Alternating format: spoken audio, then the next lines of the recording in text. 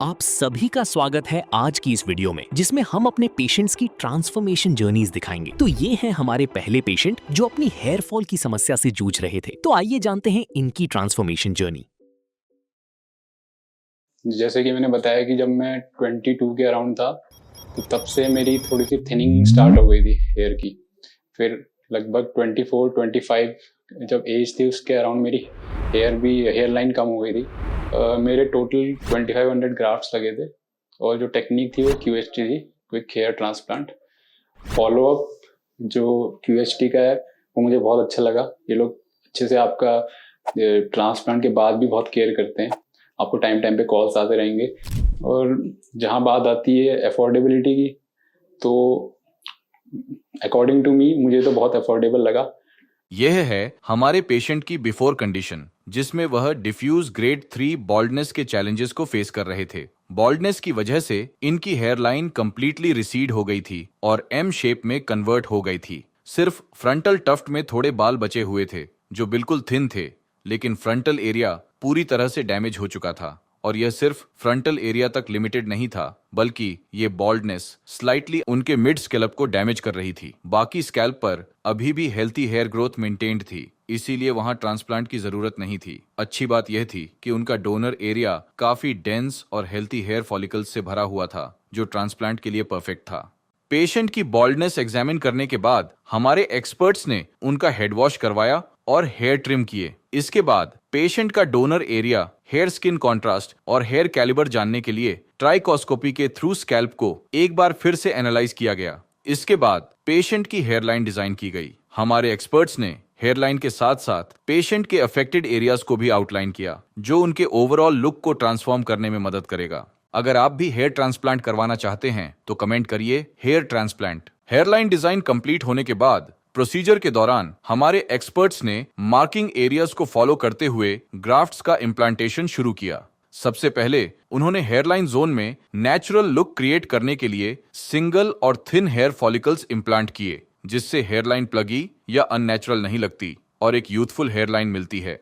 Frontal area और slight mid scalp के कुछ पार्ट्स में वॉल्यूम और डेंसिटी बढ़ाने के लिए डबल और ट्रिपल हेयर फॉलिकल्स इम्प्लांट हुए। इस केस में टोटल 2500 ग्राफ्ट्स इम्प्लांट किए गए हैं, जिन्हें पेशेंट के सेफ डोनर जोन से एक्सट्रैक्ट किया गया है। हमारे पेशेंट की सर्जरी में QHT quick hair transplant technique का यूज किया गया, जो कन्वेंशनल मेथड से अलग है। इस टेक्निक में फॉलिकल्स को एक्सट्रैक्ट करने और इम्प्लांट करने का प्रोसेस सिमल्टेनियसली होता है, यानी जिस टाइम ग्राफ्ट्स निकाले जा रहे होते हैं उसी टाइम उन्हें इम्प्लांट भी किया जाता है। इस अप्रोच से ग्राफ्ट्स का out of body time significantly reduce हो जाता है और फॉलिकल्स का सर्वाइवल रेट मैक्सिमम हो जाता है, जिससे हीलिंग भी फास्ट होती है। ये फॉलिकल्स DHT हार्मोन के रेजिस्टेंट होते हैं, इसलिए ये लॉन्ग लास्टिंग और स्टेबल रिजल्ट्स प्रोवाइड करते हैं। आइए अब सुनते हैं पेशेंट से उनका 1 साल का एक्सपीरियंस। मेरा नाम हर्षवर्धन है। ये मेरी 5th PRP है और मेरा ट्रांसप्लांट 1 साल पहले हुआ था, 10th जुलाई। जो मैंने एक्सपेक्ट किया था ट्रांसप्लांट से पहले, वो मेरे जो रिजल्ट आए हैं उससे अच्छे ही आए हैं। मतलब मैंने सोचा था कि मेरे बहुत ज़्यादा ग्राफ्ट्स नहीं लगे हैं, 2500 लगे हैं, लेकिन लोग किसी को पता नहीं चलता है कि मेरा ट्रांसप्लांट हुआ है, तो इससे अच्छा क्या चाहिए। बेस्ट रिजल्ट तो यही है। मेरी अराउंड 25 ईयर्स के अराउंड मेरे शेडिंग स्टार्ट हो गई थी, मतलब मेरी हेयरलाइन रिसीड हो गई थी। लगभग मेरी 21 या 22 से लेकर 25 तक बहुत हद तक आगे से बाल कम हो गए थे। तो ये मुझे रीज़न इसका ये लगता है कि शायद जेनेटिक होगा, जेनेटिक रीज़न है, क्योंकि मेरे फादर की भी रिसीडिंग हेयरलाइन है तो मेरी भी, इसलिए शायद कम हुई। जैसे कि मैंने बताया कि जब मैं 22 के अराउंड था तो तब से मेरी थोड़ी सी थिनिंग स्टार्ट हो गई थी हेयर की। फिर लगभग 24-25 जब एज थी उसके अराउंड मेरी हेयरलाइन कम हो गई थी। फिर उसके बाद मैं अपने शीशे में देखता था और मेरे को मेरे फ्रेंड्स फीडबैक देते थे, बोलते कि तेरे बाल कम हो गए हैं। और शैम्पू करते हुए भी मेरे हाथ में बहुत बाल आते थे, तो शेडिंग लगातार डेली मतलब काफ़ी होती थी। तो मेरी लाइफ में जो इफ़ेक्ट्स हैं कंपेयर टू पहले जब मैंने ट्रांसप्लांट नहीं करवाया था, तो मुझे तो बहुत ज़्यादा चेंज दिखा। पहले तो ये कि जो मैंने बताया था कि मेरे फ्रेंड्स ने मुझे फीडबैक देते थे, बोलते थे कि कि तेरे बाल कम हो गए हैं, कोई कोई तो मेरे को गंजा ही बोलता था। तो अब ऐसा कुछ नहीं है, अब किसी को पता ही नहीं है ना। मैं किसी को बताता हूँ कि मैंने ट्रांसप्लांट करवाया, उनको पता भी नहीं चलता है देख के, उनको लगता है नेचुरल बाल है। जो मतलब मेरे जिनको मैं नहीं जानता हूँ, फ्रेंड्स वगैरह को तो पता है फिर भी, तो वो बोलते हैं बहुत अच्छे रिजल्ट्स हैं, मुझे भी बता कहाँ से करवाया। तो ओवरऑल चेंज बहुत अच्छा लगा मुझे, मैं फुली सेटिस्फाइड हूँ रिजल्ट से। जब मैं रिसर्च कर रहा था कि मुझे जब मैंने बिल्कुल ये तय कर लिया था कि मैं ट्रांसप्लांट करूंगा, तब मैंने फिर थोड़ी रिसर्च स्टार्ट करी। मैंने यूट्यूब वगैरह में वीडियोस देखी, मैंने इंटरनेट में सर्च किया, तो मुझे जो टॉप में जो मिला मेरे घर के आसपास और इंडिया में लगभग जो जिसकी बेस्ट रेटिंग थी, कमेंट्स मैंने पढ़े, लोगों के फीडबैक पढ़े, तो मुझे क्यूएस्ट का फीडबैक बहुत अच्छा था, तो लोग सभी उसकी तारीफ कर रहे थे, तो इसीलिए मैंने उसी को सेलेक्ट किया। उसका रीज़न एक तो ये है कि उनके रिजल्ट बहुत अच्छे थे, उनकी मैंने वीडियोस देखी थी हेयर ट्रांसप्लांट रिजल्ट्स की, और उसके बाद मैंने उनसे उनको कांटेक्ट किया क्यूएसटी को, और उनसे मैंने कंसल्ट किया और मुझे कॉस्ट इफेक्टिव लगा, तो इसलिए मैं क्यूएसटी आया ट्रांसप्लांट के लिए। तो जो मेरा ट्रांसप्लांट वाला डे था, मैं उस दिन यहाँ आया।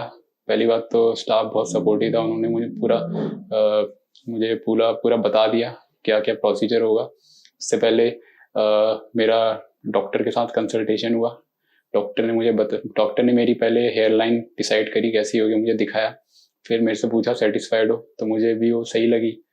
तो फिर मैंने डॉक्टर से पूछा जो भी आगे का क्या प्रोसीजर होगा, रिजल्ट्स कितने टाइम में आएंगे, तो मुझे पूरा क्लियर कर दिया था डॉक्टर ने। और जब मैं ये सब इन चीज़ों से सेटिस्फाइड हुआ, फिर मैं तैयार हो गया सर्जरी के लिए। तो ओवरऑल मेरे को स्टाफ ने बहुत ज़्यादा सपोर्ट किया, तो मुझे कहीं भी कन्फ्यूजन था वो पूरा क्लियर हो गया था। अब बात आती है सर्जरी की।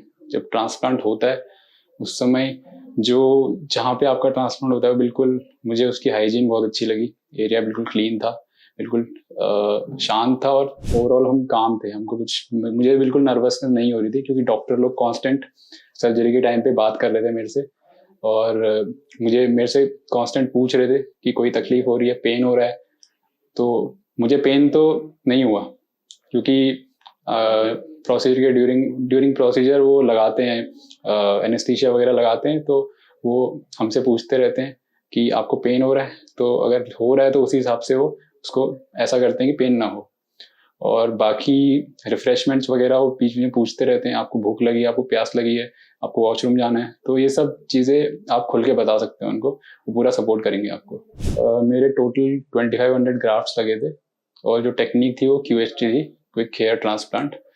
मैंने ये वाली इसलिए चूज़ करी क्योंकि पहली बात तो मैंने ये क्यूएसटी क्लिनिक है, यहाँ मैंने देखा था कि ये जो प्रोसीजर करते हैं क्यूएसटी के थ्रू भी करते हैं।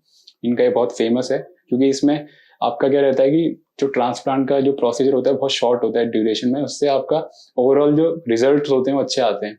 जितने आपके ग्राफ्ट्स लगेंगे लगभग सारे सर्वाइव करते हैं, क्योंकि कम ड्यूरेशन में आपका ट्रांसप्लांट हो जाता है। तो इसलिए मुझे अच्छा लगा, इसलिए मैंने चूज़ करा क्यूएसटी।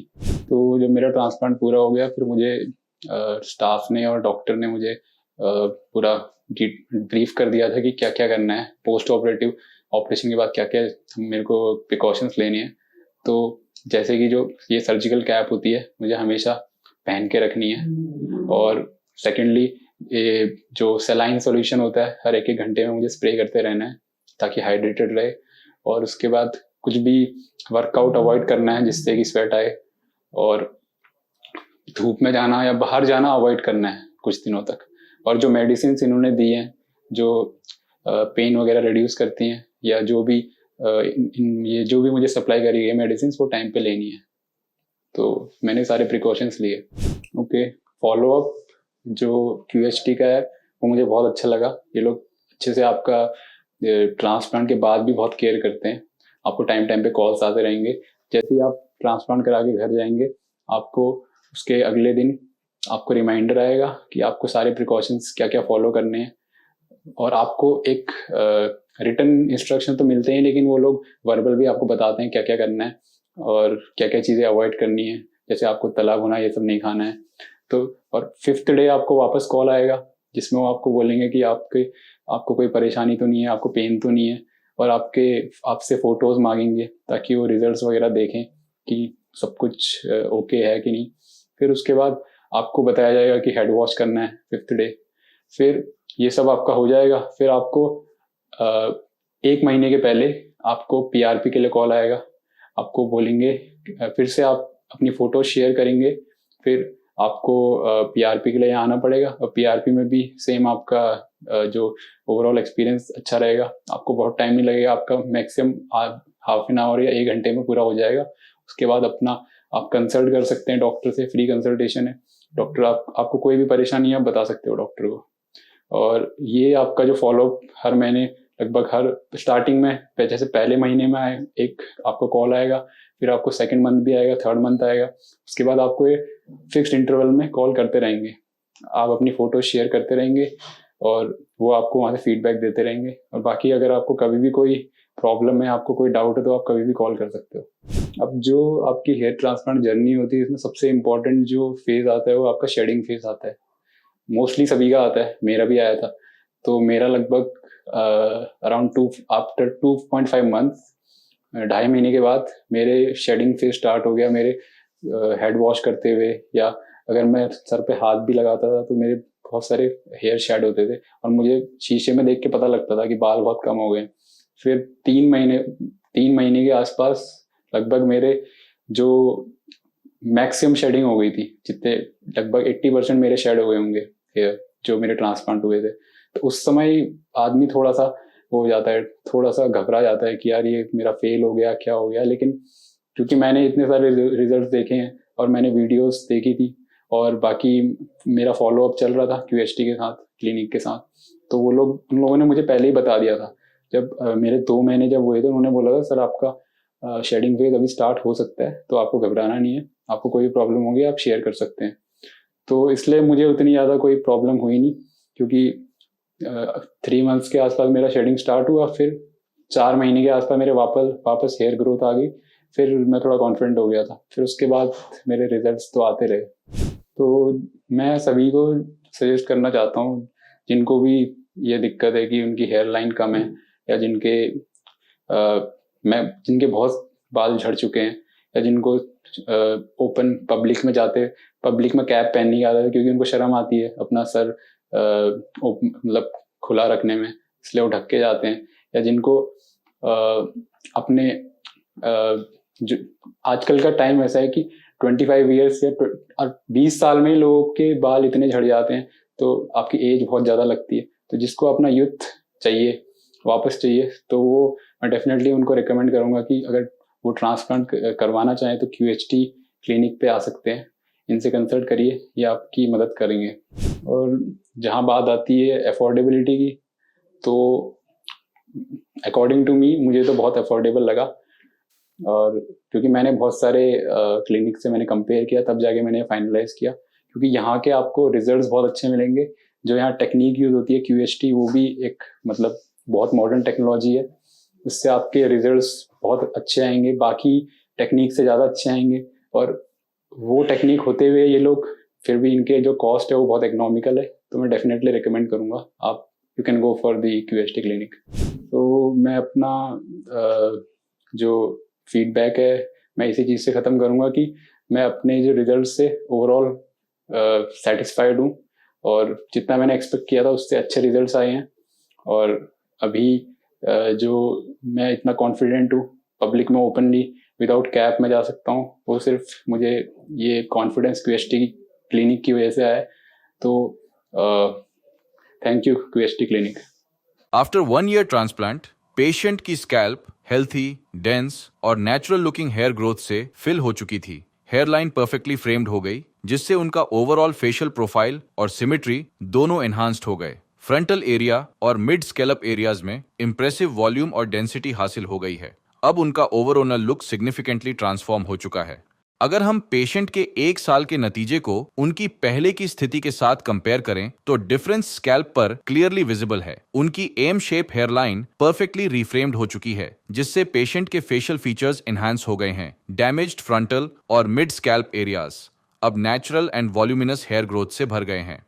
पेशेंट की स्कैल्प पर, जैसे कि आप देख पा रहे हैं, नेटिव हेयर्स इतने स्मूथली ट्रांसप्लांटेड फॉलिकल्स के साथ मर्ज हो गए हैं कि उन्हें देखकर कोई डिफरेंशिएट भी नहीं कर सकता। कि कौन से हेयर्स ट्रांसप्लांटेड हैं और कौन से नेचुरली ग्रोन। आज हमारे पेशेंट फुल कॉन्फिडेंस के साथ अपने बालों को स्टाइल कर पा रहे हैं और अपनी चॉइस के अकॉर्डिंग हेयर कट्स भी एफर्टलेसली मेंटेन कर रहे हैं। अभी आपने पिछले पेशेंट की ट्रांसफॉर्मेशन जर्नी देखी, अब मिलते हैं हमारे अगली पेशेंट से। तो मेरे जो हेयर फॉल है वो 3-4 सालों से हो रहा था। फिर बाद में मुझे मेरे एक फ्रेंड ने QST से सजेस्ट किया और कॉन्फिडेंस काफ़ी बूस्ट होता है इससे। ये मेरे हेयर लाइन जो पहले की फ़ोटोज़ में है वो आप देख सकते हैं, काफ़ी पीछे तक चली गई थी और अभी की हेयर लाइन आप चेक कर सकते हैं। हेलो, मेरा नाम अभिजीत सिंह चौहान है और मेरी एज 28 ईयर्स ओल्ड है। तो मेरे जो हेयर फॉल है वो 3-4 सालों से हो रहा था, तो धीरे धीरे बढ़ते जा रहा था। जो कि मेरी जो सिटीज़ 1-2 सिटीज़ चेंज की थी वहाँ का वाटर सूट नहीं हुआ था मुझे, उस कारण से ये हेयर फॉल हुआ था। फिर मैंने काफ़ी मेडिसिन वगैरह, काफ़ी हेयर ऑयल ट्राई किए, हेयर शैम्पू ट्राई किए, जिनसे कुछ रिज़ल्ट आया नहीं। फिर बाद में मुझे मेरे एक फ्रेंड ने QST से सजेस्ट किया, तो मैंने यहाँ सर्च करके ऑनलाइन वीडियोस वगैरह काफ़ी यहाँ का रिज़ल्ट अच्छा देखा। फिर यहाँ मैंने जब अपना ट्रांसप्लांट कराया तो उसके बाद से ये मेरा रिज़ल्ट है अभी तक का।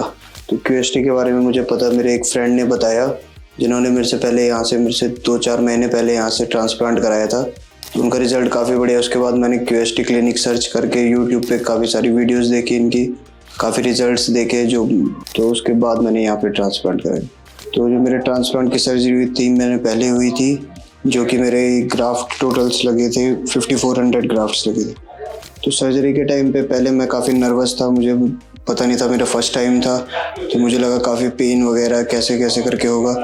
तो QST के स्टाफ ने काफ़ी हेल्प की मुझे, इसमें पेन वगैरह कुछ पता नहीं चला और मेडिसिन वगैरह अच्छी चल रही है मेरी, और पेन वगैरह जो था कुछ पता नहीं चला। तो QST टीम काफ़ी हेल्पफुल है। ट्रांसप्लांट के बाद भी हमारे साथ कांटेक्ट में रहती है।